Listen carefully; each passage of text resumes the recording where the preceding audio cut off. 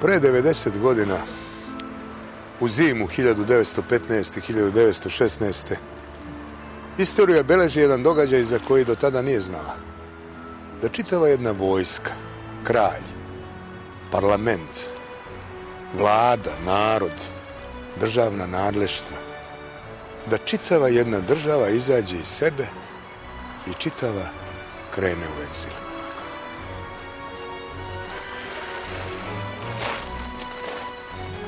To je bio marš preko sleđenih albanskih planina, duž malarične albanske obale, sve dovde do grčkog ostrva Krfa, pa odavde preko Solunskog fronta nazad, ovamo u domovinu. Ovo je priča o povlačenju srpske vojske, naroda i cele državne uprave preko Albanije i vaskrsu umiruće srpske države na ostrvu Krf. Ali pre toga nekoliko reči o tome šta je prethodilo ovim događajima i kako je izbio Prvi svjetski rat. U proleće 1914. u Evropi je još vladao mir, ali između velikih sila postoje antagonizmi opasnih razmjera, ne samo oko kolonija, nego i oko toga ko će ostvariti uticaj u zemljama jugoistočnog Balkana, iz kojih su otišli Turci. Sve je mirisalo na rat svjetskih razmjera. Beograd je posle 2 balkanska rata odahnuo u miru. U proleće 1914. godine tu dole na reci Savi bila je srpsko-austrougarska granica. Sve ovo što sada vidimo sa Beogradske tvrđave s one strane Save i Dunava bila je Austrougarska carevina. Ta moćna carevina već poduže planira da Srbiju ukloni sa scene, da ona nestane kao nezavisna država, pošto je postala smetnja svim njenim interesima u regionu. Još od aneksione krize ona Srbiji preti ratom, vrebajući samo pogodan trenutak. Mlada Bosna, tajna organizacija rešena da se bori za oslobođenje Bosne i Hercegovine od austrougarske okupacije, 28. juna 1914. izvršila je u Sarajevu atentat na austrougarskog prestolonasljednika Ferdinanda, atentat koji je postao čuven po tome što je iskorišćen kao povod za veliko svetsko krvoproliće. Austrougarska je smesta optužila Srbiju da stoji iza atentata i povela je svetsku kampanju za rat protiv Srbije. Austrougarska štampa piše: sa zanosom idemo u rat. Nemački državni podsekretar von Heuss je izjavio: Srbija mora da nestane, a nadbiskup bečki Gustav Pifl: živeo rat, dole Srbija. Ovaj pravedni i sveti rat predstavlja glas Božji koji govori kroz grmljavinu topova. Pripremivši tako svoje nešto iz svjetske javnosti, Austrougarska je 23. jula uputila ultimatum Srbiji u kome je postavila i takve zahteve koji su zadirali duboko u njenu samostalnost. Morning Post pokušava da unese glas razuma pišući: ubistvo Ferdinanda je izgovor za ubistvo jedne države. Ovo je najstrašniji dokument što ga ikada jedna nezavisna država uputila drugoj nezavisnoj državi, izjavio je engleski ministar spoljnih poslova Edward Grey.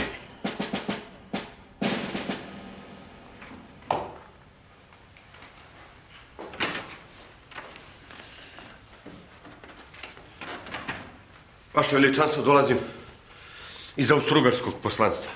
Predali ste naš odgovor na ultimatum. Stigao sam 20 minuta pre 6 časova, kada je isticao rok za odgovor.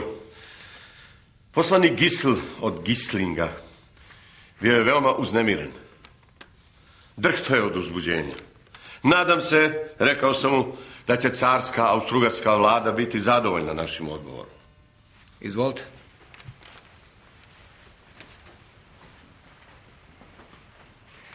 Znači, sad čekamo njihov odgovor. Poslanik Gisl mi je rekao da ima od vlade tačne instrukcije i da će notu sravniti da li odgovara instrukcijama ili ne. Imao je napisano šta mi treba da napišemo. Imao je. Zato nisam hteo da sačekam sravnjivanje, jer me nije ni ponudio da sednem. Rekao sam da odgovor donese u ministarstvo, a već sam znao kakav će biti. Sedite. Reče li kad će ga dati? Ma tek što sam stigao u ministarstvo, Došao je poslanik Gisl i saopštio mi da nota ne odgovara instrukcijama, da je nezadovoljavajuća i da se odnosi između Austro-Ugarske i Srbije u isti čas prekidaju. On je već napustio Beograd. Tako brzo? Bežao je da ga vi ne zaustavite. Na njemu je već bilo putničko odelo. Njegove lične stvari u koferima bile su spakovane i stajale su u hodniku pred vratima, a stvari poslanstva bile su već u vozu koji kreće za zemlju. Da sam to znao, odgovor na ultimatum ne biste ni nosili. Znam. Zato vas nismo ni obavestili. Ceo svet je čekao naš odgovor na ultimatum. Ako hoćemo da svet bude na našoj strani, morali smo ga uručiti. Evo, dobio sam odgovor ruskog cara na moja preklinjanja da se zainteresuje za sudbinu Srbije. Još postoji nada da će se zaustaviti krvoproliće. I svi naši napori idu u tom pravcu. Ako nasuprot našim najiskrenijim željama mi u tome ne uspemo, vaše veličanstvo može biti uvereno u to da Rusija ni u kom slučaju neće ostati ravnodušna prema sudbini Srbije. Veliki je i milostiv ruski car.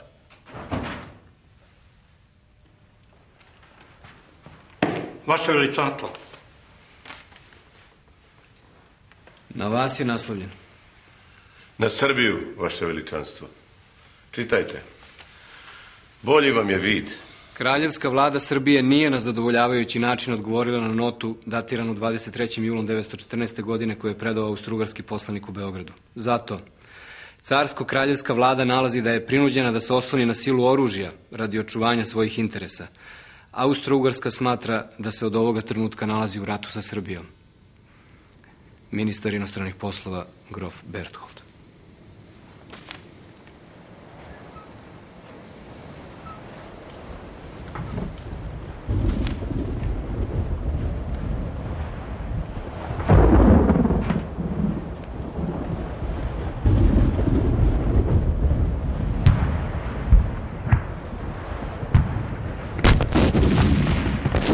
Austrougarska ofanziva na Srbiju počela je 12. avgusta 1914. rano ujutru, prelaskom 5. armije preko Drine prema Loznici.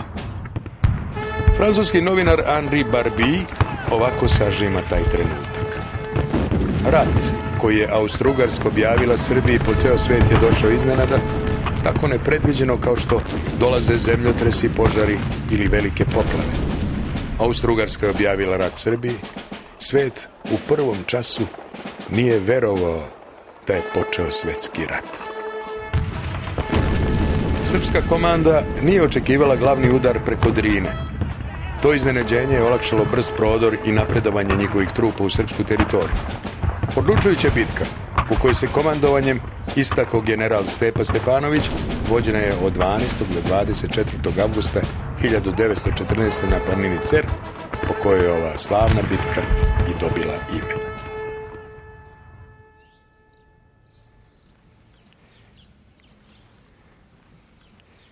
Cerska bitka značajna je ne samo zato što je svojom sjajnom pobedom omogućila da se do 27. avgusta i posljednji austrougarski vojnik protera preko Drine. To je i prva pobjeda savezničkih snaga u ovom ratu, koja je vidno olakšala njihove operacije na drugim frontovima. Razljučen teškim porazom i velikim gubicima u svom prvom pohodu na Srbiju, Bečki dvor već 8. septembra ponovo šalje preko Drine neviđenu ratnu silu.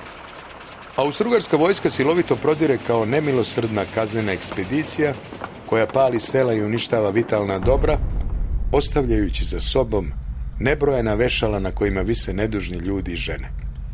Švajcarski kriminolog dr. Archibald Rice došao je da istraži zločine i da o njima obavesti svetsku javnost.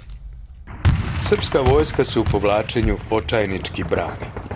U odsudnom času preko Soluna najzad stiže 20.000 francuskih granata. Na sanducima natpis "Ne štedi municiju". Neprijatelj pravi kratak zastoj operacije. General Mišić to koristi da odmori i okrepi vojsku za veliku kontraofanzivu. 3. decembra u 7 časova počinje odlučujuća bitka za sva vremena zapamćena kao Kolubarska bitka, u kojoj je srpska vojska do nogu potukla austrougarsku vojsku i proterala je sa svojih teritorija. Kolubarska bitka upisana je u istoriju ratova kao jedinstven primjer da jedna vojska posle tako dugog povlačenja pređe u kontrofanzivu i izvojuje nezapamćenu pobedu. Velika zasluga pripada glavnom strategu ove bitke, komandantu prve armije, generalu Živojinu Mišiću. Sile Atante su vidjele da u srpskoj vojsci imaju ozbiljnog saveznika. Ova pobjeda imala je veliki odjek u svetskoj štampi. Londonski observer, neobična pobjeda, svi prijatelji slobode sada su ispunjeni nadom u trijumf. New York Times, bile su oštampane posmrtne liste za Srbiju. Divljenja je dostojan. Čuđenja je dostojan ovaj mali srpski narod koji u prah i pepeo satire armiju jedne moćne carevine. Lord Kitchener, ministar vojni. Delikatni manevri na Ceru i Kolubari, vođeni prosuđivanjem slobodom duha i snagom koje ispoljava majstorstvo srpskog komandovanja, zaslužuju da zauzmu sjajno mesto u našim strategijskim studijama. Predsjednik Francuske republike Poincaré, regentu Aleksandru. Stigla mi je dobra vest o pobedi koju je hrabra srpska vojska odnela nad zajedničkim neprijateljem. Ruski car Nikolaj II. Punim srcem radosti čestitam vašem visočanstvu taj veliki uspjeh. Srbija je u 1915. ušla ovenčana vencem slave, ali sa tragičnim vencem mučeništva zbog velikog stradanja u 1914. godini. Porušena su sela i gradovi, uništeni vitalni objekti, neizlečeni brojni ranjenici. Zarobljeni mađarski vojnici preneli su pegavi tifus koji je bolnice zatrpao bolelim. Oduševljene pohvale srpskoj vojsci sve više su prerastale u apel da se pomogne srpskom narodu. U Srbiju stižu zdravstvene misije iz 10 zemalja. Poznati američki novinar John Reed opisuje stravične prizore umiranja u Srbiji koje on naziva zemljom smrti. Tifus odnosi 100.000 ljudskih života.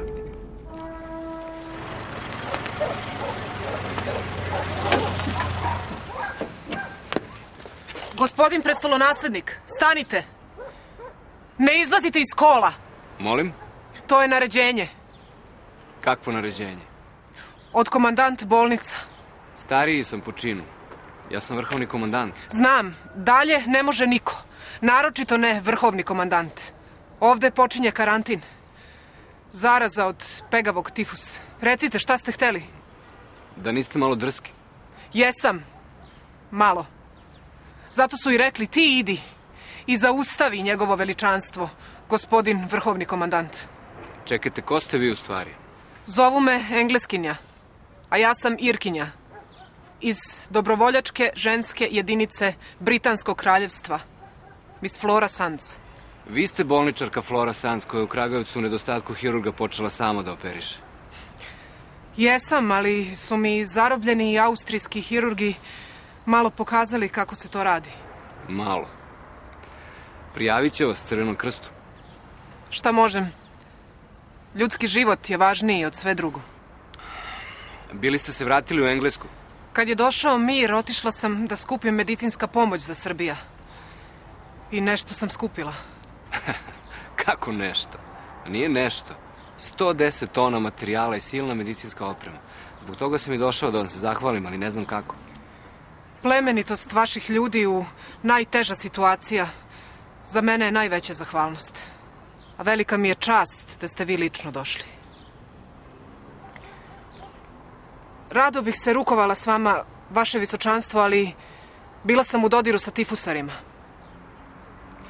Hvala vam na svemu, Miss Sands. Uvek ću žaliti što se nisam rukovala s vama. Nemačka i Austrougarska su želele da izbegnu otvaranje fronta na Balkanu. Zato nude Srbiji sklapanje separatnog mira. U svojoj istoriji Srbija se više puta našla u istoj dilemi. Da li prihvatiti rat sa mnogostruko jačim neprijateljem, koji po svakoj ozbiljnoj proceni vodi u poraz i užasne pogibije, ili pronaći neki drugi izlaz. Bez obzira na očajenu situaciju u kojoj se nalazila u 1915. godini, Srbija odbija ponudu i prihvata rat sa Nemačkom i Austrougarskom.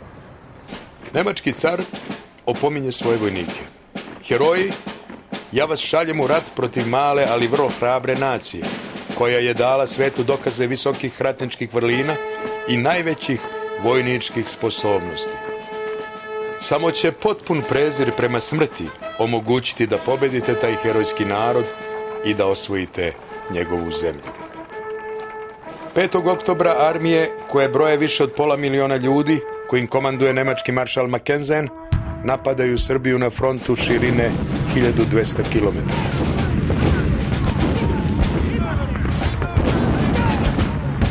Septembra Nemačka i Austro-Ugarska potpisuju sporazum sa Bugarskom. Malo kasnije, Bugarska će Srbiju napasti s leđa, što će za Srbiju biti fatalno. Srpska vojska odstupa prema jugu pred nadmoćnim neprijateljem, izbjegavajući okruženje u više mahova. Po blatnjavim putevima vuku se beskrajne kolone vojske, za vojskom odstupa i mnoštvo civila i sav državni aparat.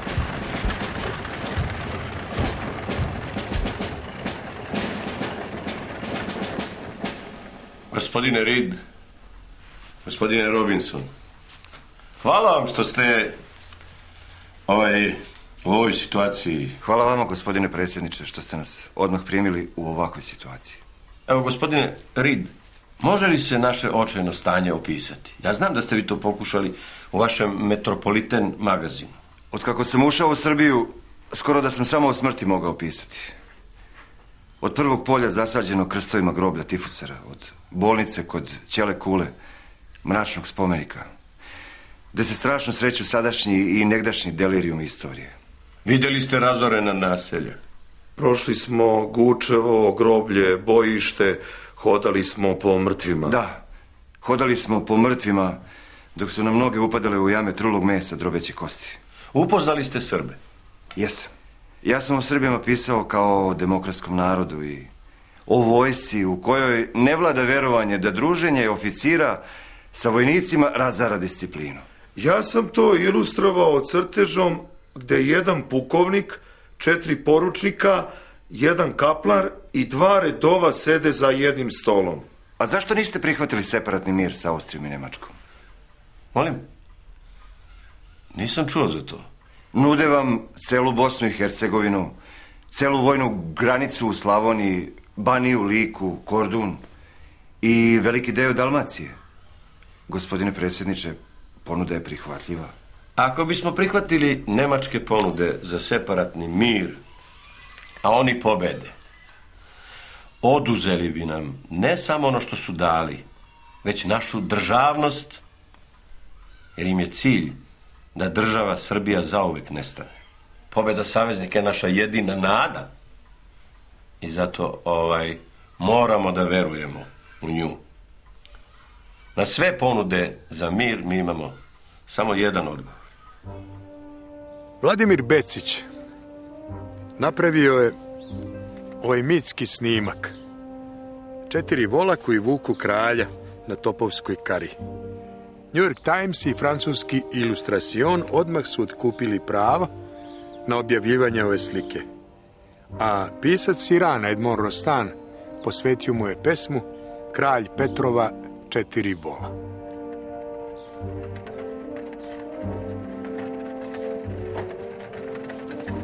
Sva ta masa slegla se na Kosovo. Vojska uspeva da izbegne okruženje, ali se vojni državni vrh našao pred dilemom šta dalje, da bi se izbegla najopasnija kriza srpske vojske od početka rata. Kapitulacija se kategorički odbacuje, jer bi ona značila kraj države, a Mišićev predlog da se izvrši protivudar nije adekvatan odnosu snaga. Shodno tome, državni vrh se po tradiciji opredeljuje za najteže rješenje. Donosi odluku da se izvrši povlačenje preko Albanije na Jadransku obalu, tamo bi ih dočekali saveznici, pomogli da se oporave, a onda bi se oporavljena srpska vojska pridružila savezničkim snagama na Solunskom frontu. Srpska vlada saveznicima. Srbija, iako se našla u teškom položaju, iako može doći još gori položaj, rešena je da ide do kraja u borbi protiv zavojevača, odano i verno u svoje saveznike izdržati ceo rat, koji će se završiti porazom neprijatelja. Novembra 1915. Posle ove sudbonosne odluke, cela vlada sa predsjednikom Pašićem i kraljem Petrom otišla je u crkvu. Pri izlasku iz crkve Pašića je opsela masa uplašenog naroda, pitajući šta će s njima biti i očekujući reči utehe. Narode, ne bojte se. Dobro biti neće. Da bi se sagledao ceo problem, 23. novembra formirana je u Rimu komisija za snabdevanje, sastavljena od vojno-pomorskih izaslanika Francuske, Britanije, Rusije, Italije i vojnog izaslanika Srbije. Dogovoreno je da se obrazuju baze u Skadru i Draču, gde bi se odmah počeli upućivati saveznički brodovi sa hranom i drugim potrebama.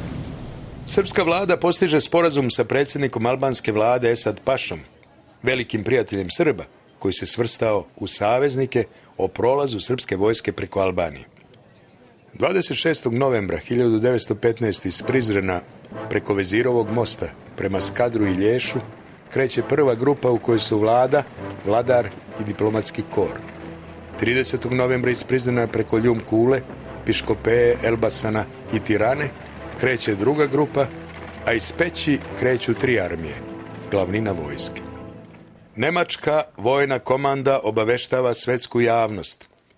Pošto srpska vojska više ne postoji, osim bednih ostataka koji su se razbežali u albanske planine gdje će naći smrt, sve dalje operacije su prekinute i više se neće davati komunikeji sa balkanskog ratišta. Duga nepregledna kolona otegla se u nedogled prema albanskoj granici. Pored raznih rodova vojske, četa, bataljona, baterija, eskadrona, tu su i duge komore sa konjskom i volovskom zapregom, taljige i ostala vozila krcata stvarima i natovarenim ljudima, ženama i decom. Tu su vladar i vlada, narodni poslanici, državna uprava, diplomatski kor, strani ratni dopisnici, strane misije, glumci, pevačice, žandarmi, zarobljenici i oslobođeni osuđenici. Skoro ceo jedan mali narod. Kralj Petar Karađorđević pohranjuje krunu i druga znamenja u Dečanima i kreće u egzil. Cela jedna država u izbegličkoj koloni prelazi albansku granicu po zimi koja je uveliko počela. Komediograf Branislav Nušić na albanskoj granici se oprašta sa domovinom. Ne praštamo se mi sa pokojnikom, praštamo se sa onim koji će živjeti, koji mora živjeti i koji će s čežnjom i bolom očekivati da mu se opet u zagrljaj vratimo. Otadžbina nije predmet ograničen, utelobljen. Otadžbina je misao i vera, a misao i vera ne umiru. Zbogom, krvava otadžbino naša, ljubeći te pozdravljaju te izgnana deca tvoja.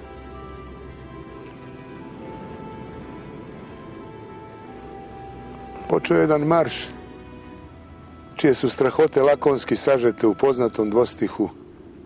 Niko ne zna šta su muke teške, dok ne prođe Albaniju peške. Tu su svi jahači morali da sjašu i da idu s desne strane. Ako bi se konj spotakao, vodič bi ga odmah puštao da se ne bi i sam surbo u provaliju. U tom klancu, u jednom tesnacu, ugledali smo neke vojnike koji nose mrtvački sanduk. Pred njima je išao stari mitropolit Dimitrije. Koga to nose? Nose svetog kralja studeničkog Stefana Prvovenčanog, prvog kralja srpskog. Nose ga iz Pećke patrijaršije pod Ostrog. Nekad plahovita reka Drim, Vezirov most koji se spominje u svim sećanjima kao opasna prepreka, više ne postoji, potopljeni. Stari kameni most je vratoloman i zaleđen i čovjek i konj izlažu svoj život opasnosti dok prelaze ovaj veliki kao staklo klizavi most. Mnogi preko obuće vezuju kakvu krpu da se ne okliznu. Osjećao sam se kao ponovo rođen kad se nađoh s onu stranu. Ovdje je vojska morala da se oslobađa tereta. Nosi se samo hrana koje ima i po koje ćebe. Po drumu i oko njega pobacano je sve što pojedincu nije neophodno. Artiljerci se teška srca rastaju sa oruđem kojim ratuju od 912.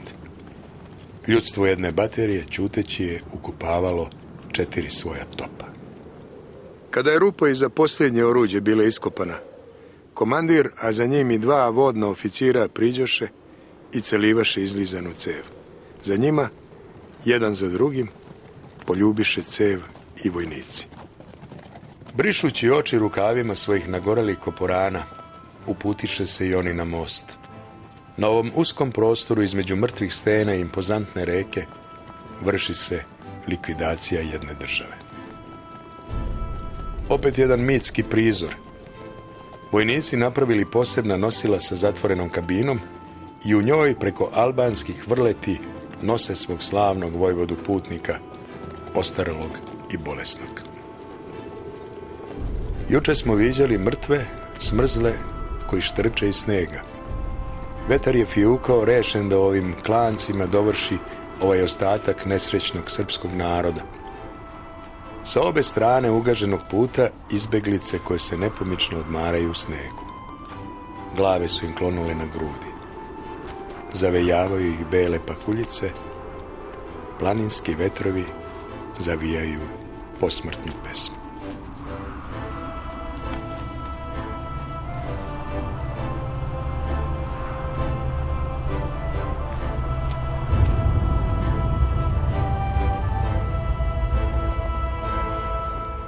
Pesnik i nenadmašni prevodilac Rablea Stanislav Vinaver, jedan od mladih intelektualaca iz jedinice nazvane 1300 kaplara, svoje uspomene ispisuje pesmom.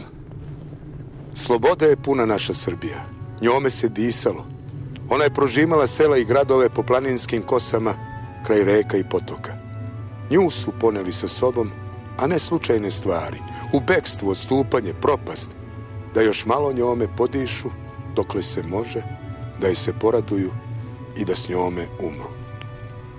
I s vremena na vreme zavapio bi neko za njom, da li starac, žene, dečurlija, kukali bi da ih svi čuju kao na nekom velikom groblju, jer i prave žalosti ne može biti bez sveta.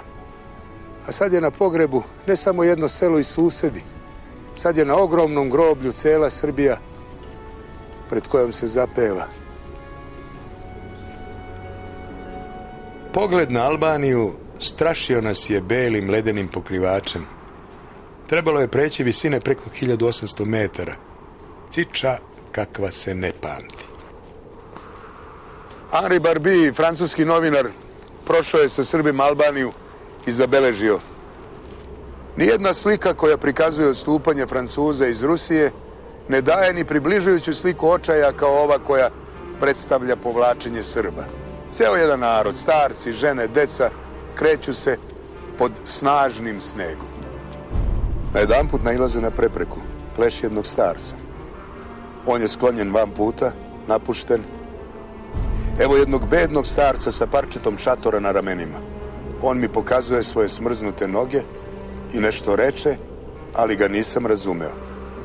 Pružio sam mu jedan biskvit, ali to nije ono što je on želeo. Njegova ruka s teškom mukom se podiže i prstom mi pokaza šta želi. Video sam i razumeo. Želeo je da ga dovršim jednim revolverskim metkom.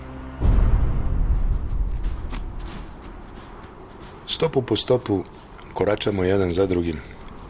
Ko je predavno? Ko je za mnom? Ko će znati? Nepoznata lica, vojnici svih poziva, delovi porodica. Svako vodi svoju i samo svoju brigu, koja je samo za danas, a za sutra neke zdravlje.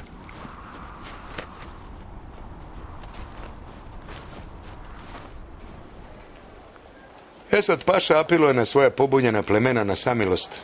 3.12.1915. izdaje naredbu o prihvatanju srpskog novca od vojnika. Čujte, Albanci i Turci, ko pokuša da pobije vrednost dinara, ujedat će se tamo gde se niko ne ujeda. Ali Esad paša nije učvrstio svoju vlast u čitavoj zemlji, pa njegovo prijateljsko držanje nije moglo srpskoj vojsci i narodu garantovati bezbedan prolaz kroz Albaniju. Pored premora, smrzavanja i gladi, prepadi bandi i odmetnika odnose mnogi živote. Arnauti su nas dočekali rafalima. Kako je ko nailazio od naših, bio je ubijen ili ranjen. Tu je poginulo 26 oficira i oko 70 vojnika. Nas su bar brojali, narod nije imao ko da izbroji. Na jednoj zaravni ležao je jedan artiljerijski kapetan, jedna žena, jedna mlada devojka i jedan dečak. Svi mrtvi. A pored njih sedi živa devojčica od najviše 3 godine. Dete smo poveli sa sobom.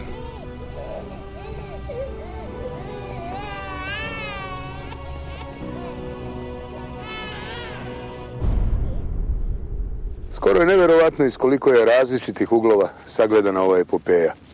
Predsjednik dramskih pisaca Francuske Pierre de Kirsen prizore ove srpske Golgote poredi sa mitskim prizorima iz Šekspirovih drama. Pa kaže, u ovom uzvišenom i tragičnom dekoru s mukom se probijaju 2 čoveka podupirući se dugim štapovima. Jedan od njih je starac sa kosom i dugim brcima, isto tako belim kao i snežna prostirka koju gazi. Njegov izgled u ovoj veličanstvenoj pustoši neizbežno podsjeća na neku Šekspirovu tragediju. Je li to kralj Lir? Je li to Richard III? Ne. To je srpski kralj Petar, pobeđen, sam sa svojim adjutantom, ustupa polako pod pritiskom grabljivog pobednika, ostavljajući za sobom svoju opustošenu kraljevinu. Ne postoji ništa tragičnije od takve senke ovog lutajućeg veličanstva, ali isto tako ne postoji ništa veće od kraljeve nade da iz ovih pustih planina njegov narod čeka budućnost, jedna svetla i spasonosna budućnost koja će iskupiti njegovo mučeništvo i nagraditi njegovu veru. Kralj Petar i ne ide kroz Albaniju. On prolazi istoriju njenim vrhovima.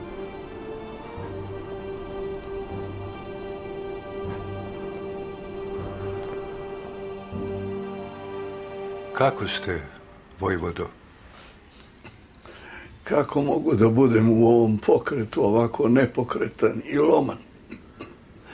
Lome me kad me stavljaju u nosiljku, lome me kad me iz nje izvlače, da me na nosilima isprave.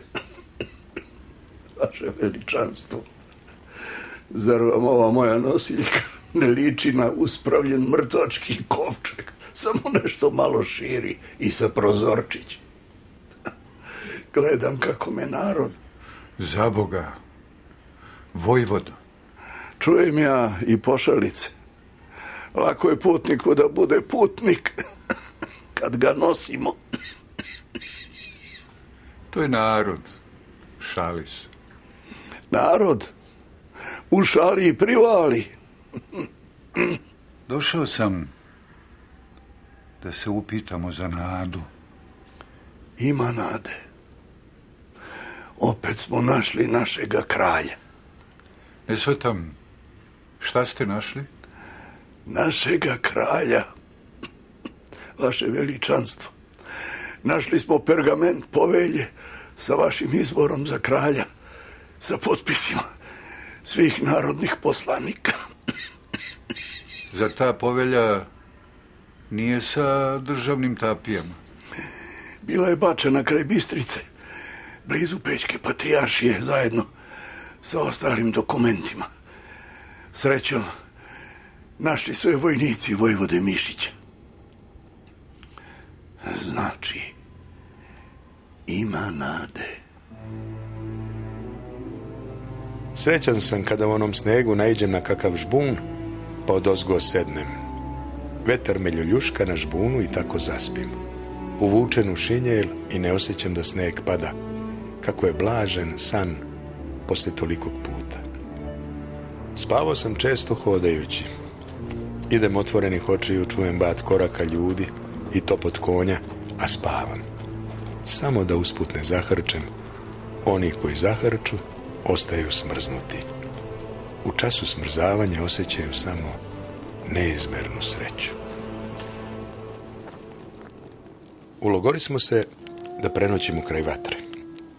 Odjednom pucanj. Opkoliše nas arnauti sa puškama na gotovs. Komandir nam naredi da ostanemo mirni, pa ode da im da časnu reč, besu, da mi nećemo ništa dirnuti u selu. Arnauti se prvo savjetuju, onda oni daju besu da nas niko te noći neće dirnuti. Ogromna pogrebna pratnja države srpske čutke snosi bol. Načisto sam s tim da predstojeće napore i patnje neću moći da izdržim. Ne strepim od smrti. Pomiren sam sa sudbinom. Samo je neizvesnost strašna. Ili ću se smrznuti, ili ću umreti od gladi. Na jednoj takvoj stazi srela sam guslara Perunovića. Neviđen prizor, antička drama. Sedeo je pored leševa srpskih vojnika i uz gusle pevao junačke pesme. Bodrio je vojnike izbeglice da istraju na mučnom putu.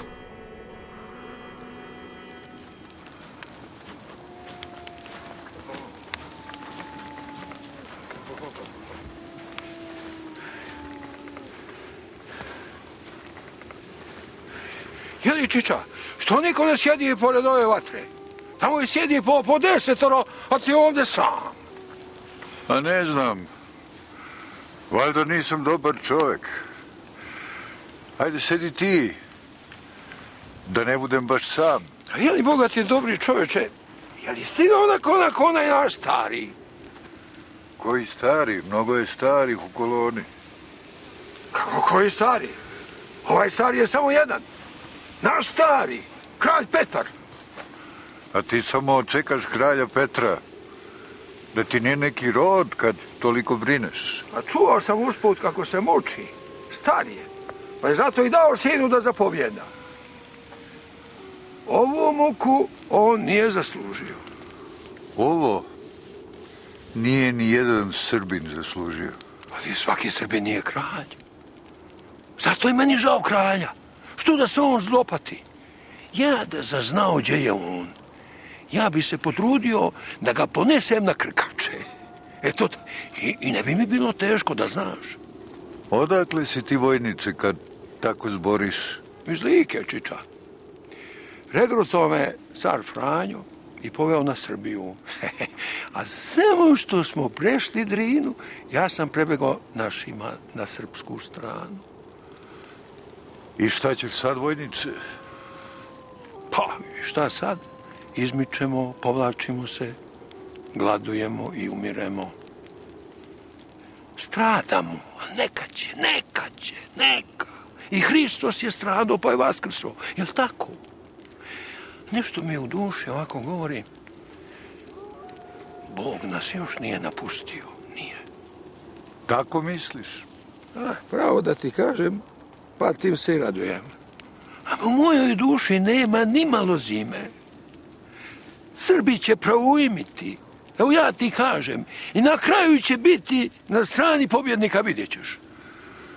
Ako se dotle ne posmrzavamo i ne poumiremo od gladi. Slušaj ti, Čiča. Pa ti si jedno zanovjetalo. Ti si smutljivac. Što me plaši zimom tu? Sad je meni jasno što ti sam sjediš kraj ove vatre. Ti si jedan namćor. Namćor si ti. Pa si sve ove ljude rasterao od ove vatre. I sjediš sam tu. Šta se smješkaš? Stidi se kralja Petra. Njegove si godina. Šta tražiš tu, vojniče? Gospodine pukovniče, i ja se pitam šta radim s ovim namćorom ovde. Ostavite ga, pukovniče. Vaše veličanstvo, nađeno je skrovito mesto, namještena postelja, da se odmorite. Vaše veličanstvo, ja... Junače, ništa ja. Hvala ti što si me uverio da Bog Srbe još nije zaboravio.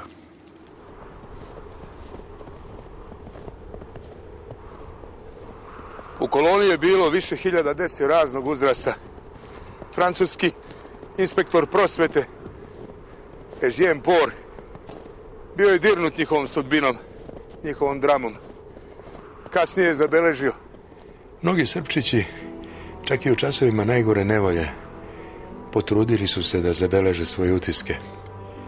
Govore kako im je bilo hladno, kako su bili gladni.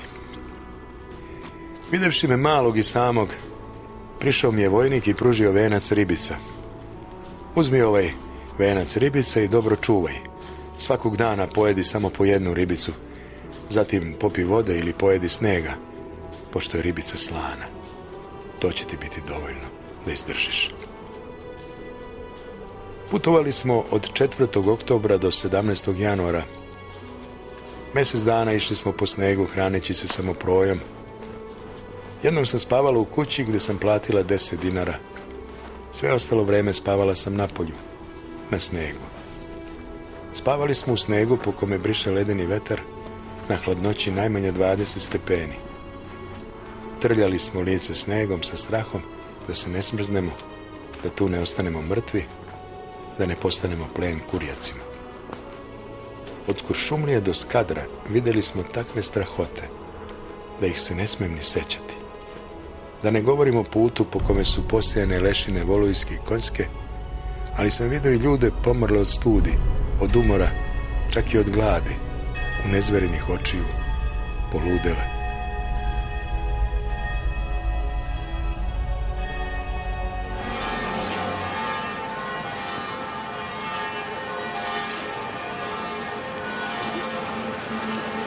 Kolona srpskih izgnanika stiže u Kastrati, Cetar, Skadarski i Kastratskih Arbanasa, većinom katolika. U lepoj katoličkoj crkvi sveštenik drži besedu svoje pastvi.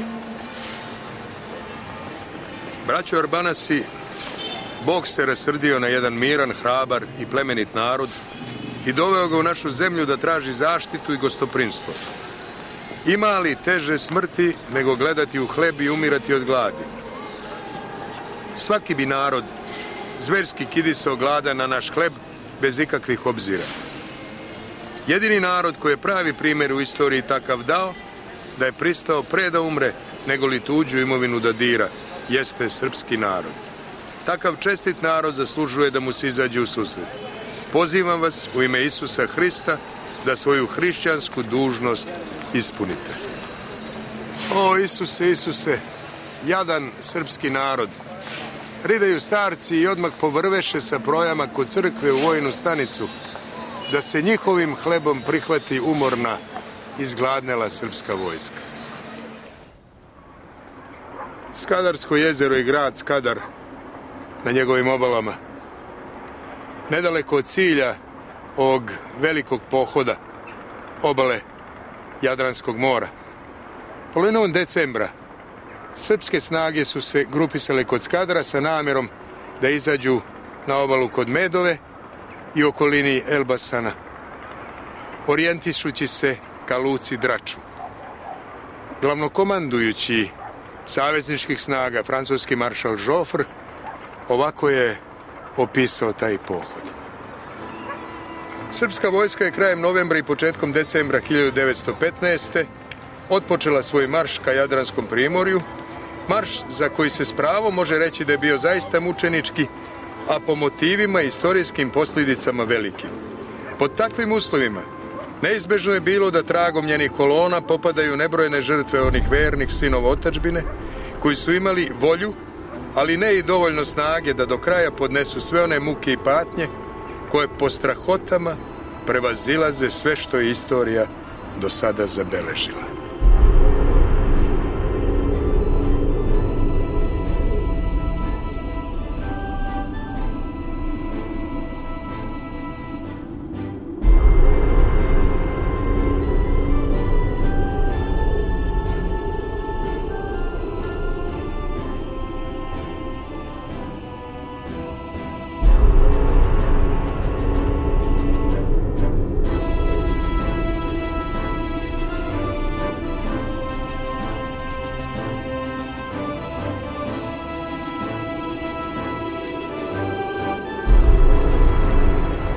Francuski poslanik na srpskom dvoru, Auguste Bopp, prešao je Albaniju i našao se među Srbima koji su se slegali u Skadar. On beleži da su iznureni vojnici ulazili u Skadar kao pravi leševi. S mukom su koračali mršavi, iscrpljeni, sumorna crna lica, ugašenih pogleda.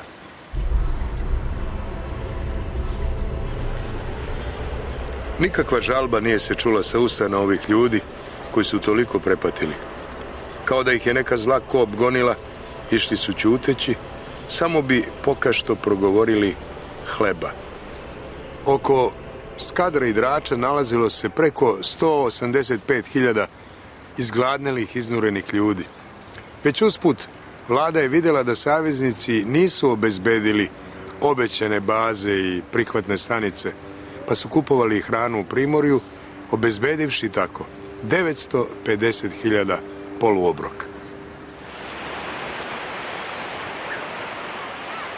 Ovde je srpski vojnik seljak prvi put ugledao more.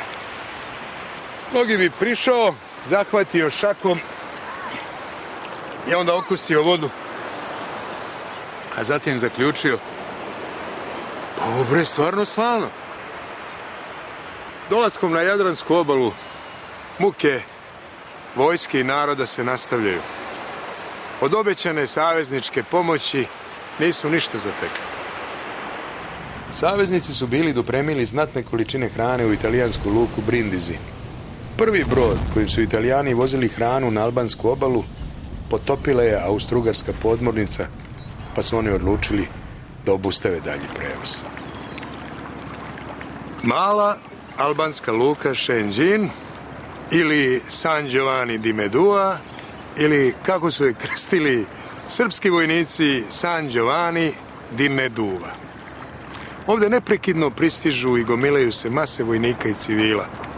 Dolaze, tu vegetiraju u uzaludnoj nadi da će ugledati brodove spasa. Umesto toga zatiču pustu ledinu i more iz kojeg vire saveznički brodovi, potopljeni bombama austrijske avijacije koja sada gađa srpske izgnanike. Saveznici nude regentu Aleksandru da dođe na lečenje u Brindisi. On to odbija. Podvrgava se delikatnoj operaciji na licu mesta, ne prestajući da apeluje za pomoć umirućoj srpskoj vojsci i narodu.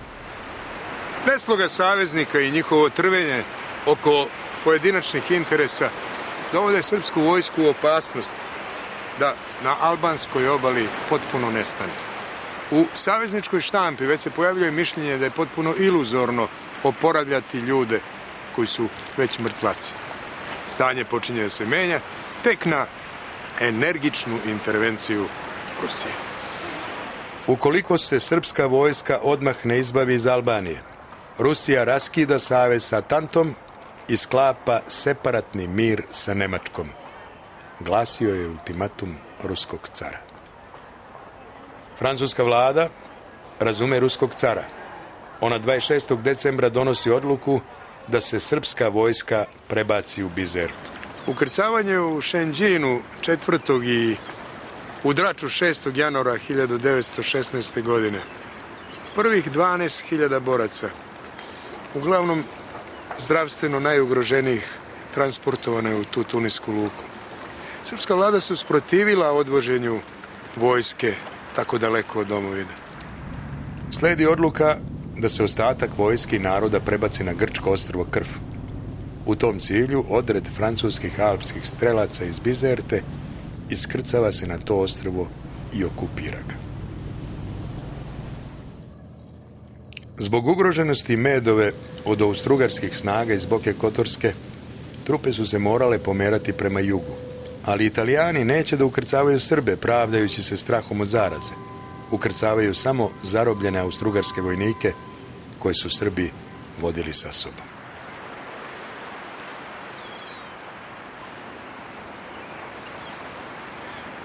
Iznurena i izgladnela srpska vojska bila je primorana da pešači još 200 km. Počeo je još jedan marš duž albanske obale, još jedna golgota srpske vojske. Pa je i tu stazu svoje epopeje obeležila brojnim leševima. To je mučenički marš u kojem se ljudi zaglbljuju u malaričnim baruštinama albanskog primorja, umirući od iscrpljenosti, gladi i raznih boleština. Samo pri prelasku reke Mače udavilo se 1000 ljudi. A onda Italijani zaustavljaju marš prema Valoni navodno zbog zaraze. Uzalud su britanski lekari tvrdili da se radi o bolestima ljudi iscrpljenih maršom i glađu. 10 dana drže ih gladne na domaku pristaništa punog hrane. Najveća drama snašla je mlade regrute koji su krenuli iz Fijere. Tek na odlučnu intervenciju Francuza Italijani su oslobodili put prema Valoni.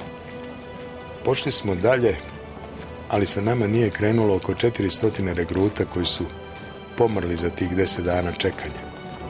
Krećući se sporo, nemo, prema Valoni, jeo sam usput živo konjsko meso i utrobu.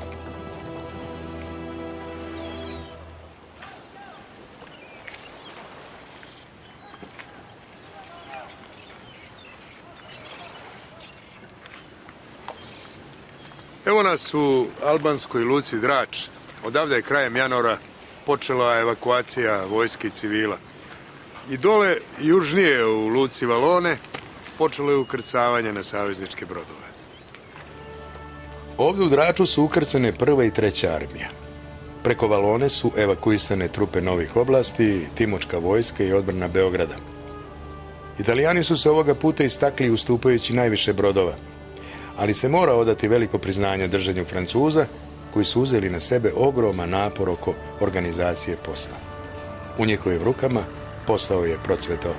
Evakuaciju su organizovali tako da je dnevno ukrcavano 3000 do 9500 ljudi.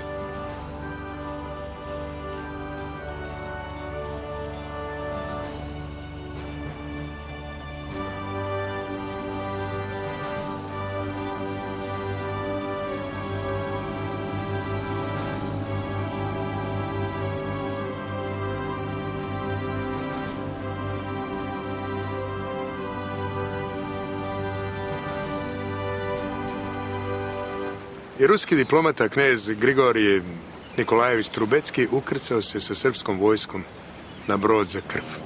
On je taj događaj ovako opisao. I tada mi je izašla pred oči sva neobičnost ovog putovanja. Napuštali smo Albaniju. Daleko za sobom ostavljali smo Srbiju. Ovdje su bili ministri, generali, komandanti armija, predstavnici država. Bio je to početak izbavljenja celog jednog naroda koji nije prestao da veruje da će ga njegova srećna zvezda vratiti u obećanu zemlju. Osjećao sam se kao svedok velike istorijske drame, jednog od njenih najtragičnijih činova. Sedao sam pored Pašića, on je bio zadubljen u misli. Na trenutak se osvrnuo na sve što je proteklo i rekao: Izgubili smo sve, ali smo spasli obraz Srbiji. To je bio veliki poduhvat savezničkih pomorskih snaga. Saveznička transportna flota brojala je 45 brodova italijanske, 25 francuske, 11 britanske zastave i 6 italijanskih i francuskih bolničkih brodova.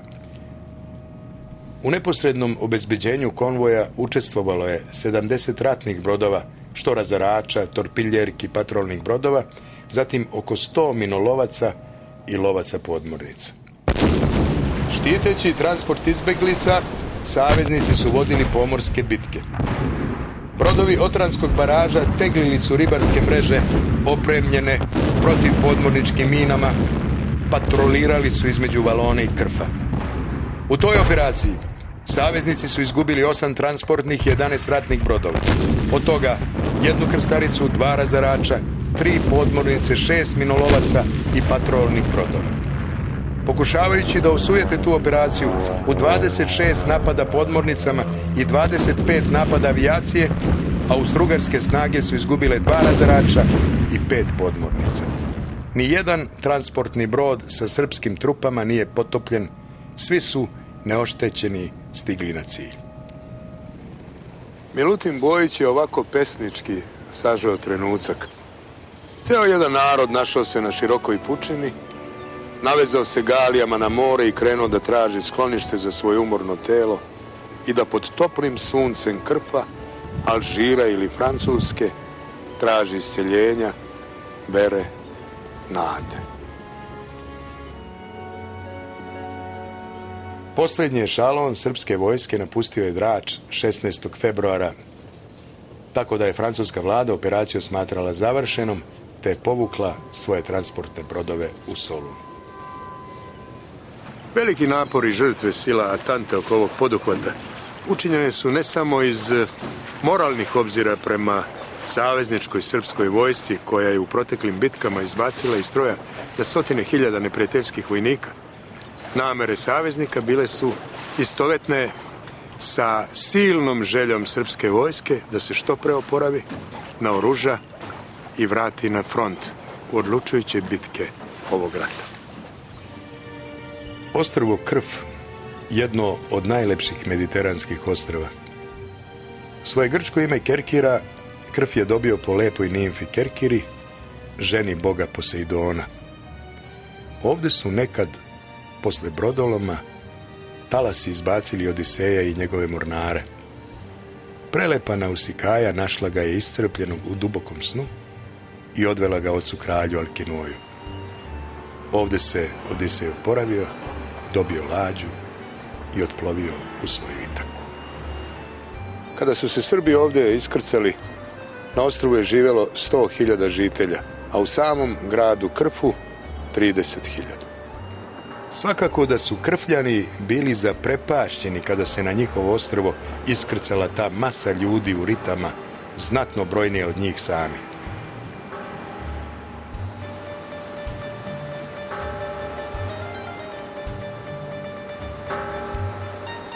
Jedan Grk je kralja Petra uporedio sa Odisejom.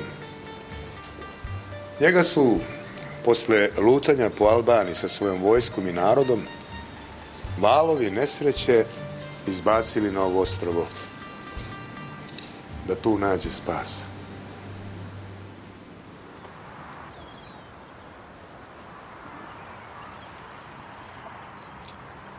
Guvija, mala luka, nadomak grada Krfa.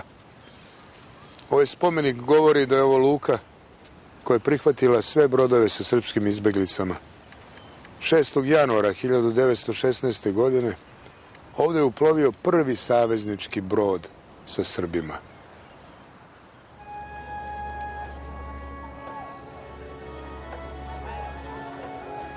Ovako je izgledao srpski vojnik kada je stigao na Krf. Oni koji su imali još nešto snage i zdravlja osjetili su da je došao kraj njihovim surovim patnjama, smrzavanja i gladi. Neka blagodet sinula je i na nas. Samo da se nešto ne pokvari od ove dobrote koje nas okružuje.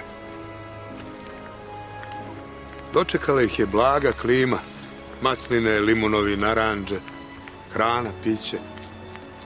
Kao da su stigli na ostrvo spasa, kao da su došli iz pakla u raj. Do 21. februara ovdje se iskrcalo više od 150.000 ljudi. Odosmo na Govino, tamo šatori, a oko njih masline i pomoranđe, gomile hleba. Deli se beli hleb, kuvaju se jela. Dobra francuska hrana i italijansko vino Chianti, koje sledovaše svakom vojniku. Odjednom suviše jaka hrana u izgladnele trbuhe, a bez dovoljno nadzora, oterala je mnoge izgladnele u smrt.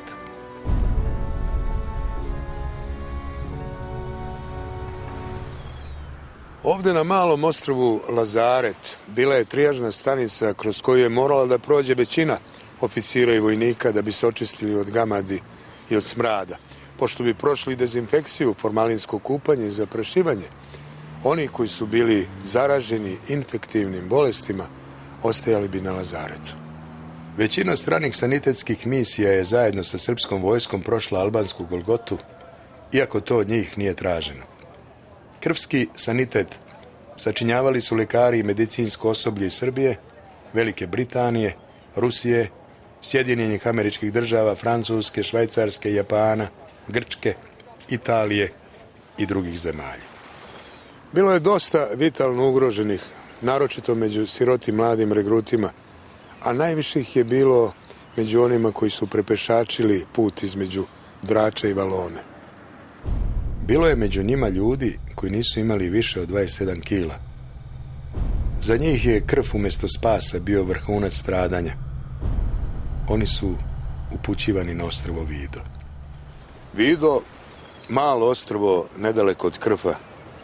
Ostrvo Vido, znak vrhunca srpske Golgote. Danas izgleda ovako. Nekada je ono bilo pusto, kamenito. Ostrvo Zmija, kako su ga zvali Krfljani. Ovdje se 21. januara iskrcala Moravska bolnica sa celokupnim personalom i ljudstvom. Njoj su pridodate Čačanska i Pirotska vojna bolnica sa hitnim zadatkom da se tu osnuje lečilište u koje bi im se zaustavio pomor. Sa pristaništa je trebalo ići uzbrdo da bi se stiglo do mjesta odabranog za bolnicu. Na ovoj uzvišici na sredini ostrva razmestili su se sanitetski centri. Prve poljske bolnice postavili su Francuzi. Oni su podigli jedno naselje sa 1500 bolesničkih mjesta. Obične cirade donete sa engleskih brodova bile su poduprte veslima sa francuskih brodova i to je predstavljalo nešto nalik na šatore. Cirade su bile pritisnute kamenjem da ih ne bi odnao vetar. Kroz šator se može proći samo preskačući preko leševa i preko još živih. Teskoba izbijenosti je bila takva da izvlačenje mrtvih bilo uvijek propraćeno jaukom, gaženjem i povredama bolesnika od strane bolničara. Stihija smrti nije imala težak zadatak jer su žrtve na koje je vrebala bile iscrpljene do krajnje granica i predstavljala ono što se u običnom životu naziva kost i koža. Kiša je nedeljama lila. Tu u tom adu, prikupljen kao u žiži, odigravao se u minijaturi ceo tragizam naše zemlje. Tu su u predsmrtnom stenjanju i buncanju drhtali i treperili svi najnežniji bolni fibri čovečije duše. Neprekidno stižu novi bolesnici koje su nosili onesvešćeni koji su odmah tu umirali na nosilima, na rukama bolničara. Odmah do šatora je jedno mesto gdje donosi i slažu desetine mrtvih.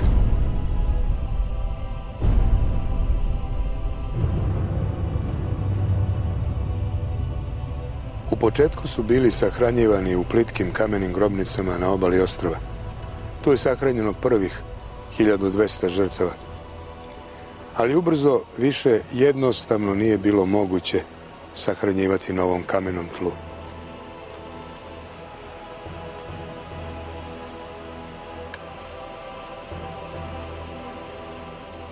Na ovoj uzbrdici počela su da se mimoilaze nosila koja su nosila obolele gore sa nosilima koje su nosila gole ljudske leševe na pristanište dole. Na obali se videla gomila ljudskih tela naslaganih jedno na drugo kao metarska drva u nekoliko slojeva. Do groba će mi razdirati dušu pitanje da li je odista sve moralo tako biti i da li se moralo to tako skupo platiti. Ovo su prizori dotle neznani u iskustvu ljudskog roda. Tela su odnošena barkom na francuski brod Sveti Franja Asiški ili Notre Dame de Sali, koji su bili ukotljeni malo dalje.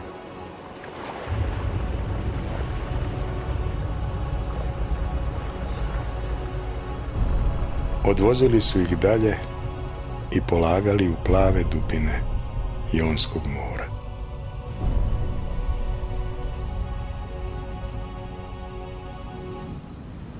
Približavamo se toj jedinstvenoj grobnici srpske mladosti, tom svetom mestu hodočašća nazvanom Plava grobnica. Pretpostavlja se da je ovdje u plave dubine spušteno oko 6000 mučenika. Plavu grobnicu je uzdržanim patosom opevao Milutin Bojić u istoimenoj pesmi.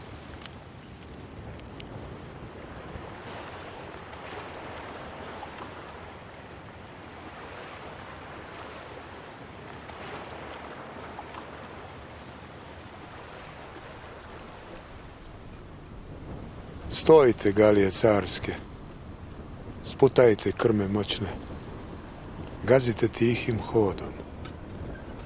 Opelo gordo držim u doba jeze noćne nad ovom svetom vodom.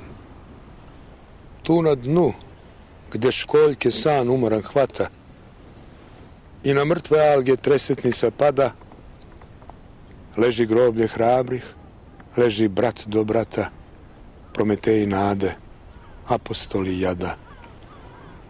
Zar ne osjećate kako more mili, da ne ruši večni pokoj palih četa, iz dubokog jaza mirni dreme ščili, a umornim letom zrak meseca šeta.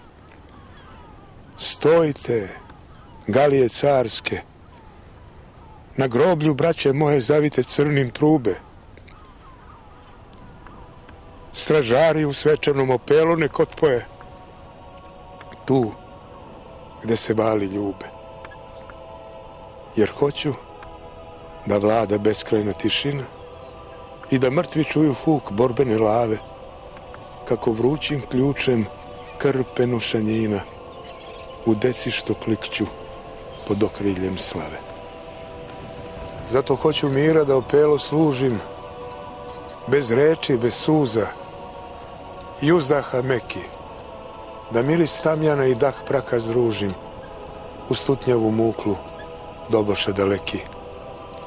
Stojite, galije carske, u ime svesne pošte, klizite tihim hodom. Opelo držim, kakvo ne vide nebo još te, nad ovom svetom vodom.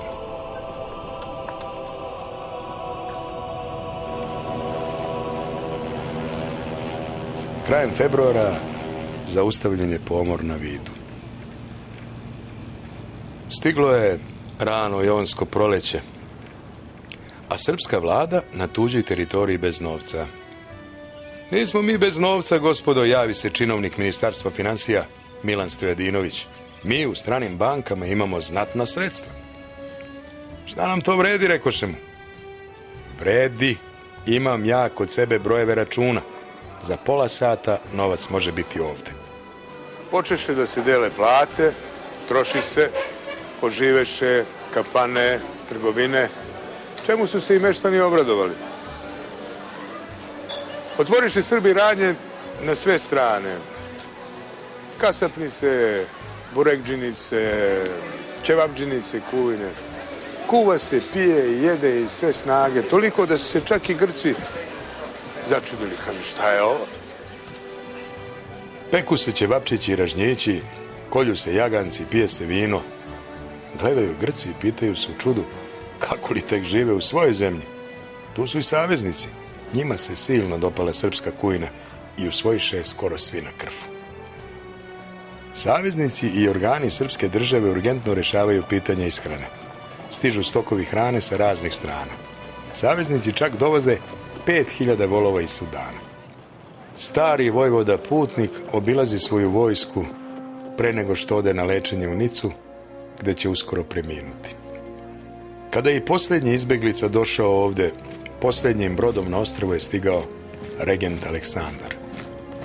Postrojeni francuski i srpski odredi odali su mu počast.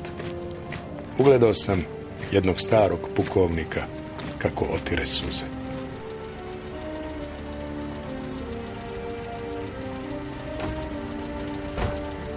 Regent kupuje cigarete pre posete bolnici.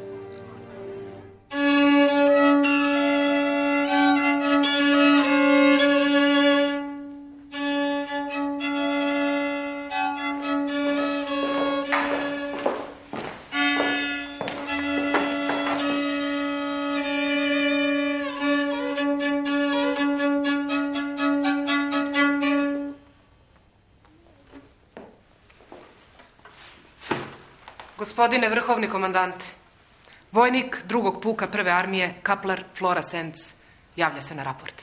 Namesto voljno, naredniče Senc. Dugujete mi jedno rukovanje još od Valjevske bolnice. Vas sam spasila, a ja sam dobila tifus. Imala sam sreće, eto, živa sam. Pa pričajte, šta ste radili posle? Otišla sam u Englesku, ali sam se vratila u novembru. O, u novembru. Zaboga, gospođice Senc. U sam vrh našega stradanja. Zar da pustim moje srpske vojnike da sami prelaze Albaniju? Prva armija me primila za svog redova i evo sad sam tu. Pa kako ste podneli te teške dane marša gladi preko Albanije? Pa fino, uz velike simpatije vaših junačkih vojnika. Ti dragi vojnici dali su mi kobilu Dajanu. Pazili su me kao rođenu sestru. Samo što me nisu nosili na rukama. Čuo sam za vašu hrabrost, gospođice Flora. Čuo sam za vašu veštinu strelca u boju na kuksu. Čuo sam za vašu violinu koja ima dušu, od koje se niste odvajali. Zbog svega što ste učinili, odlikujem vas ordenom Svetoga Save, ordenom naše časti.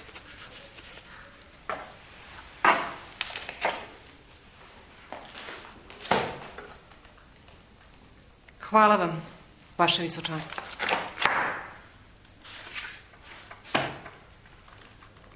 Srpska država poče da funkcioniše na tuđoj teritoriji. Po celom gradu okačene table po zgradama, železnička direkcija, načelnik sreza Kosjerićkog, Beogradsko narodno pozorište, uprava Topčiderskog kaznenog zavoda, okružni sud Kragujevački, telefoni namešteni i samo se čuje: alo, alo, okružna komanda, čujete li me, alo, ovde školski revizor Čačak, molim da bi se što pre dodeli po poslatom trebovanju kancelarijski materijal.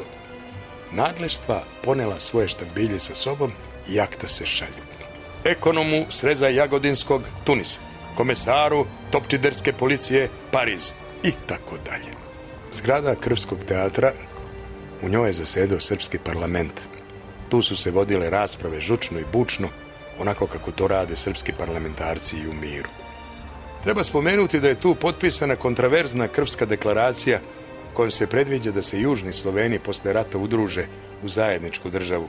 Za Hrvate i Slovence to je bio prvi korak u jednom zaobilaznom putu da se dođe do svoje nezavisne države, što su uspeli da ostvare tek krajem veka. Za Srbe pak to je bio početak zapetljavanja u jednu zabludu, u jednu avanturu iz koje još nisu izašli.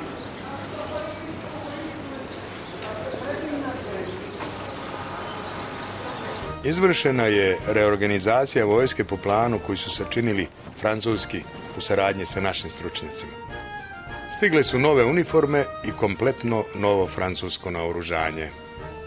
Dirljive su scene u kojima se srpski vojnici rastaju sa starim puškama sa kojima su u 3 rata vojevali i primaju nove francuske puške. Daj, junače, tu junačku pušku srpsku. Evo ti puške kojom ćeš osloboditi svoju otadžbinu, reče komandant. Uređuju se logori cvetnim alejama i stazama i iz njih se sve češće čuje pesma, a vije se i kola. Krfljani su dali instrumente za novu vojnu muziku. Stvorena su brojna prijateljstva sa građanima Krfa. Mnogi vojnici, oficiri, pa i budući predsjednici vlada oženili su se Krfljankama. Saveznički oficiri bili su zadivljeni disciplinom srpskog vojnika i u ovako užasnim prilikama. Nijedna krađa, nikakva šteta nije učinjena meštanima. Ovdje su dolazile mnoge vojske, govorili su Krfljani, i svi su oni želeli da trajno ostanu ovdje. A vi čeznete da se vratite svojim kućama, gledate preko mora i pevate ono vaše tamo daleko.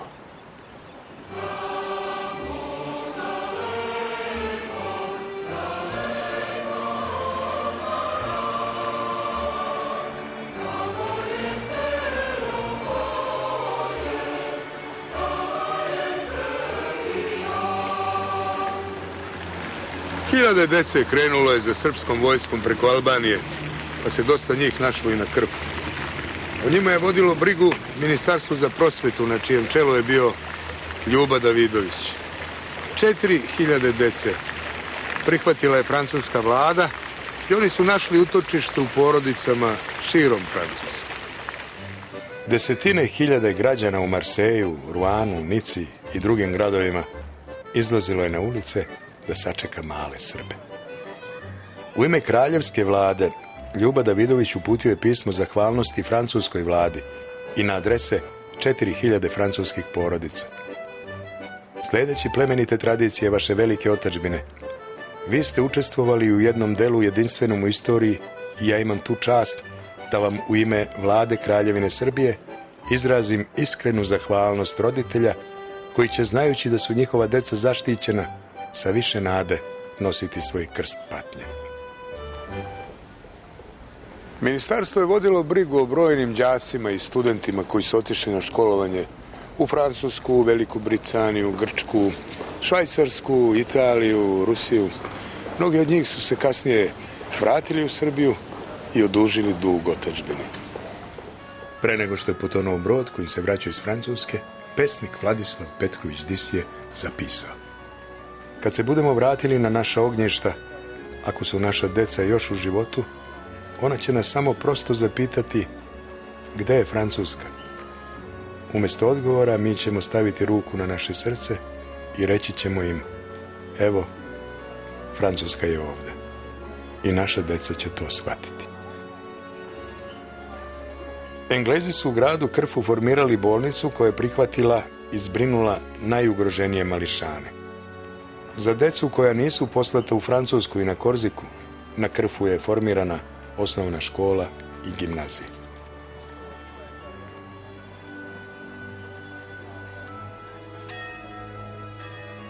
Vojni sveštenici obavljaju masovne verske obrede.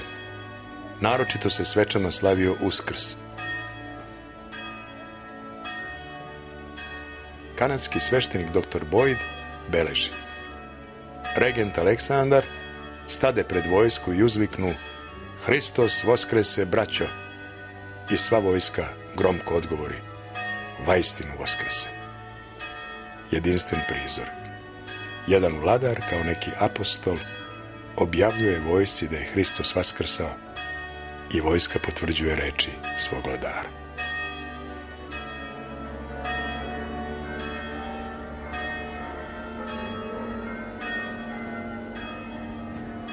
Crkva Svetog Nikolaja, jedna od 3 crkve koje je Krfska mitropolija ustupila Srbima za bogosluženje.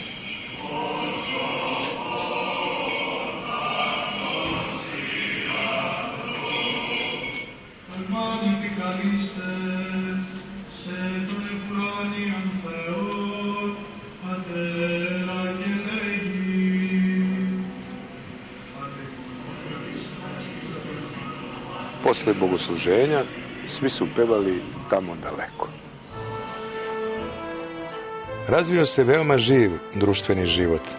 Radilo je i pozorište. Naročito je bio popularan kabare Brane Cvetkovića. Pevale su se pesme čežnje za domovinom, a pesmu Tamo daleko naučili su i Francuzi i Grci. Proradila je srpska štamparija, štampale su se značajne knjige. I nikad na tako malom prostoru nije bilo toliko značajnih Srba. Tu su regent Aleksandar, Putnik, Stepa, Mišić, Bojović, Jurišić, Šturm. Tu je Pašić sa svojim ministrima i svi stranački prvaci.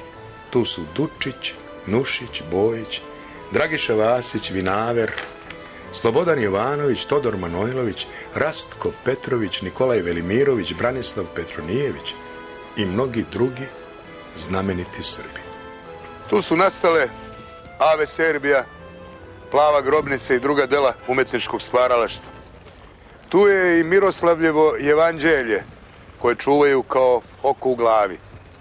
A oporavljena srpska vojska željno je očekivala dan za pokret na Solunski front i povratak u porobljenu otadžbinu. Panteli iz Petlovača, dobro? Iz Gornje Petlovača, sestro Margarita. Panteli iz Gornja Petrovača, dobro. Dobro se, kad ti tako veliš, onda moram biti dobro. Ja razumela, Panteli dobro. Sve si ti razumela. I sve ti razumeš do kraja. I davno si ti sve oprostila. Mora da te sami Bog poslao da me ovako tešiš. Bog je milostiv. A samo je on mogao tebi da izabere da me ovako tešiš i neguješ. Bog je milostiv i čini čuda. Ti ćeš uskoro ustati. Imaš ti brata i sestru? Ja to već kazala. A znam ja da si to kazala, a ja moram ponovo da te pitam, jer mi moramo da razgovaramo o tome što ti razumeš. Imaš ti roditelje tamo u toj Francuskoj? I to već kazala. Oni žive u grad. Ti ćeš uskoro da se vratiš u tvoje Srbiji. Baš sam usnio taj san. Kao ja bolujem u Srbiji, a ti me neguješ. A kakva je tvoja Srbija? Iš, kakva je Srbija? To ti pukla lepota. Znaš kako je? Ovako, što su ovdje ove vaše masline, to su kod nas šljivici. A ovo vaše more, to su kod nas livade i njive. Pa da pliče, to je livada, a ovo dublje, to je njiva. A ova vaša ostrva, to su kod nas gore. A ti moraš da pođeš sa mnom to da vidiš. Da pođeš u Petlovač. Moraš da mi pokažeš voše koje si kalemio. Da ti pokažem stari dedin dud. A pod dud tvoj otac, tvoja majka, tvoja braća što se vratila iz rat i sestra Dragojla koja se nikad nije udavala. Kako ti to sve znaš? Sestra Margareta, ma ti ko da si naša? A otac i majka ti kažu, a ko je ovo Panteli? A ti šutiš. Čutim, ko zaliven čutim. A sestra Dragojla kaže, ovo mora biti da je neka dobra duša koja je bila dobra s naš Panteli u taj tuđi svet. Pa je on doveo ovdje da joj pokaže kako je lepa naša Srbija. Iš, Bog te. A kako i najtežu ranu zato da ne priletim.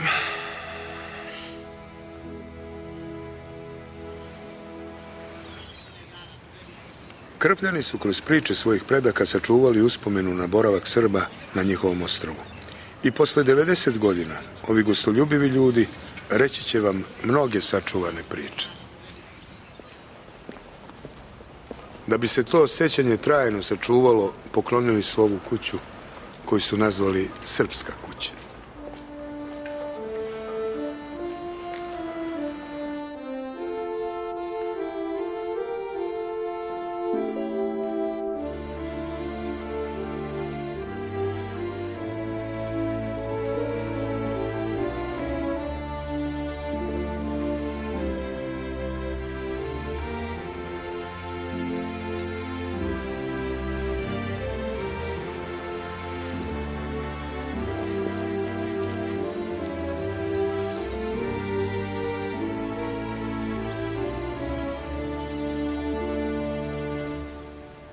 Još dok su bili tu vojnici Drinske divizije, postaviš ovaj spomenik u Agios Mateosu. Na spomeniku su uklesani stihovi pesnika podnarednika Vlade Stanimirovića. Na humkama u tuđini neće srpsko cveće nići, poručite našoj deci, nećemo im nikad stići. Pozdravite otadžbinu, poljubite srpsku grudu, spomen borbe za slobodu, neka ove humke budu. Seljak Janis Janulis poklonio je ovu njivu. Kad su kosti odnete u kosturnicu, on je više nije obrađivao. Srbi su mu podigli spomenik u njegovom Agios Mateusu.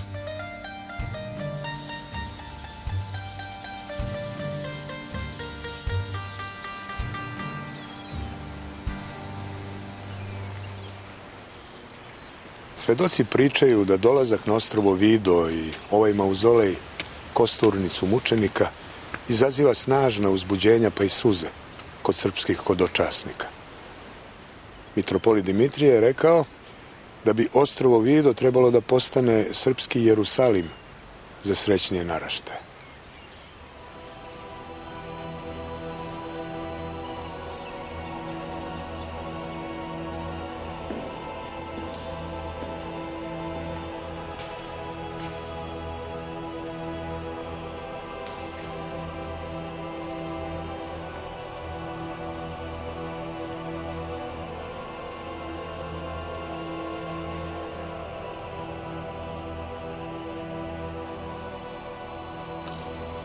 Ovdje počivaju saborci moga dede, redova srpske vojske Radonje Nikolića. Slava im i hvala. Dragan Nikolić.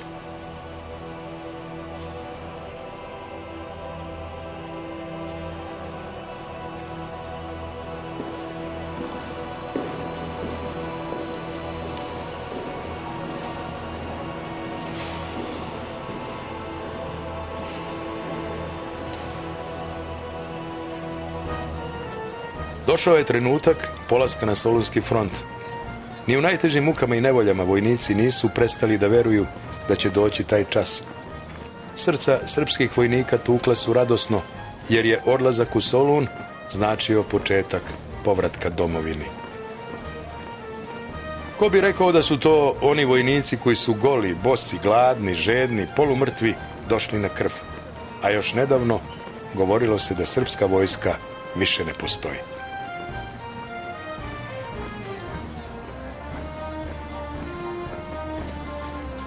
13. aprila počelo je ukrcavanje na savezničke brodove.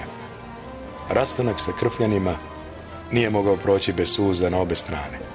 Neka vas Bog blagoslovi, dobri Srbi, da se što pre vratite svojim kućama i onima koje vas tako željno čekaju.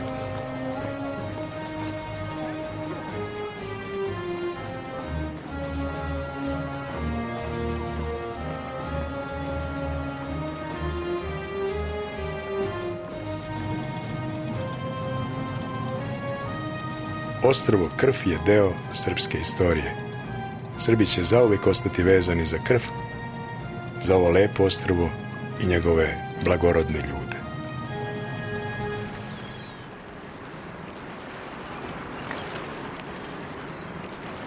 U aprilu 1916. godine ovde u Solunsko pristanište počeli su da pristižu saveznički brodovi krcati vojnicima obnovljenih srpskih divizija.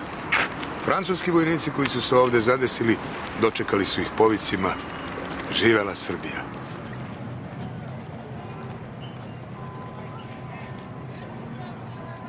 Odavde je srpska vojska odlazila na Solunski front, gde su se već nalazile snage savezničkih zemalja, francuske, britanske, grčke, italijanske i ruske.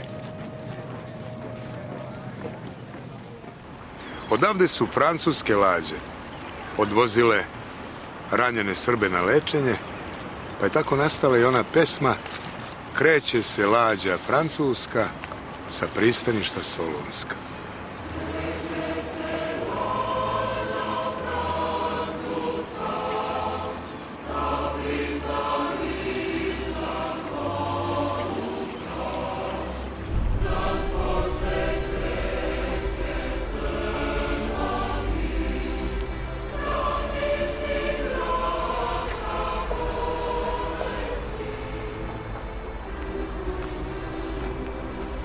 Zejtinlik u Solunu, spomen groblje savezničkih i srpskih vojnika izginulih na Solunskom frontu. Još jedna velika kosturnica srpske vojske u tuđini.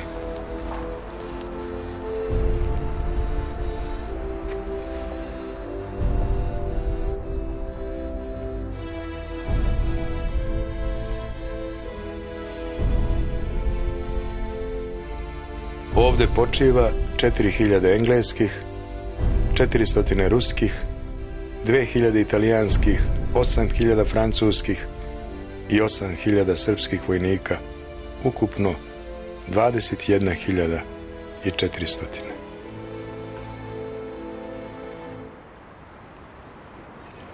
Poznato je da je 1916. i 1917. bio veliki zastoj na svim frontovima. I na Solunskom frontu saveznici su dugo oklevali da krenu u proboj. Imali su problem sa Srbima koji su nestrpljivo čekali da krenu u juriš ka rodnoj grudi. Ali Solunski front nije tema naše priče. Pomenut ćemo samo da se u jednom trenutku srpska vojska otela i krenula u slavni, nezadrživi i u istoriji nezapamćeni proboj.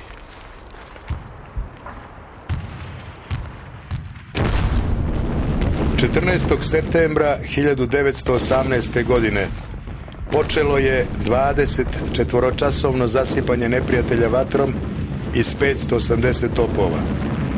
prethodno je Clemenceau telegrafisao Depereu. Ovlašćeni ste da započnete akciju kad nađete za shodno. Sutradan Srbi i Francuzi prave proboj širine 14 km. Francuzi posle 2 dana zastanu, a Srbe više niko ne zaustavi do konačne pobede. Bugari, kojima su bili rekli da su Srbi pomrli u albanskim planinama, povikaše: bežite živi, evo mrtvih. Pa bacaju oružje i bezglavo beže. Srbi munjevito prodiru, ne obazirući se što su im bokovi nezaštićeni, jer su saveznici ostali na polaznim položajima. Oni na njih više ne računaju i ne čuju njihova upozorenja. Već su odmakli 50 km. Posle nedelju dana prelaze Vardar, čime je Solunski front bio probijen. Nemačka komanda naređuje opšte povlačenje. Vojni istoričar Peter Kirch. Srpski proboj je prvi prodor u tvrđavu Nemačke. Time je ovo sporedno ratište dobilo odlučujući značaj za dalji tok rata. 29. septembra kapitulira Bugarska. Izbačena je iz stroja armija od 700.000 vojnika. Bugarski vojnici radosno odlaze u zarobljeništvo. Car Vilhem je ogorčen na njih. Zar da 62.000 Srba odlučuje u ishodu rata? Englezi priznaju grešku. Lloyd George. Od svih sporednih bojišta najvažnijim se pokazalo ono na prezrenom Solunskom frontu. Tamo je zadat smrtni udarac centralnim silama. Uzalud saveznici opominju Mišića da ne strelja tako neoprezno. Mišićevi vojnici marširaju po 17 sati i odmah stupaju u borbu. Francuska konjica ih jedva stiže. Najzad uleću u domovinu, napredujući od Kumanova do Niša 160 km za 6 dana. Bilo je to najveće i najbrže napredovanje saveznika, kaže Gustave Vre. General Bojović se oglušio naredbu Deperea da se zaustavi pred Beogradom. Njegove prethodnice toržestveno ulaze u srpsku prestonicu, pošto su 45 dana gonili neprijatelja čitavih 600 km. Tako se zatvorio krug ove velike epopeje. Tako su izgnani Srbi ostvarili svoj san da povrate svoju zemlju i da se vrate svojim kućama. A cena? Cena je zaista prevelika, poražavajuća. Sa 26% gubitaka, Srbija je daleko ispred svih učesnika u ovom ratu. Dragoceni trenuci mira u Beogradu.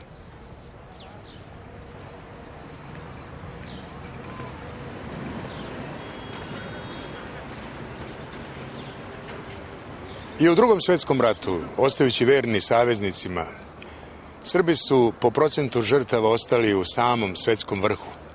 Mnogi narodi iz okruženja koji su u oba rata bili na strani neprijatelja, danas su bolje situirani u Evropi. Meštrovićev kip pobednik stoji danas na Beogradskoj tvrđavi, pokušavajući da podsjeti na zaboravljenu slavu. Srbi su u 20. veku ubedljivo dokazali da znaju da umiru. Na početku 21. veka javlja se nada da će cena života na ovom prostoru porasti, te da će Srbi dokazati da znaju i da žive.